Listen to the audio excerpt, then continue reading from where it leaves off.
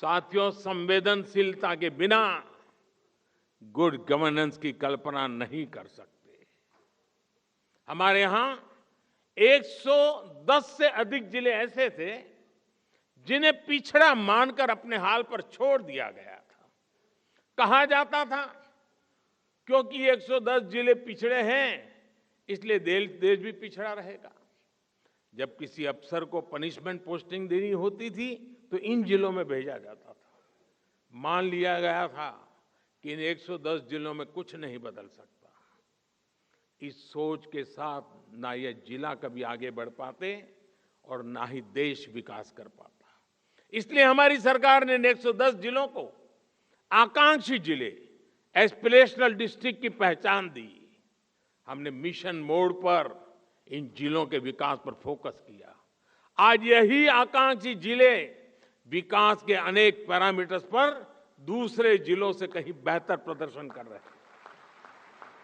इसी स्पिरिट को आगे बढ़ाते हुए आज हम आकांक्षी ब्लॉक्स प्रोग्राम पर काम कर रहे हैं। साथियों, जब सोच और अप्रोच बदलती है तो परिणाम भी मिलते हैं। दशकों तक बॉर्डर के हमारे गांव को आखिरी गांव माना गया। हमने उन्हें देश के पहले गांव होने का विश्वास दिया। हमने सीमावर्ती गांवों में वाइब्रेंट विलेज योजना शुरू की।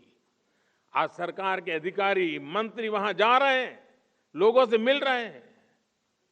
मेरी कैबिनेट के मंत्रियों को मैंने कंपलसरी किया था कि जिसको अब तक आखिरी गांव कहा गया था, जिसको मैं पहला गांव कहता हूं, वहां उनको रात्रि विश्राम करना है। और गए, कोई तो 17 हजार फीट की ऊंचाई पर गए।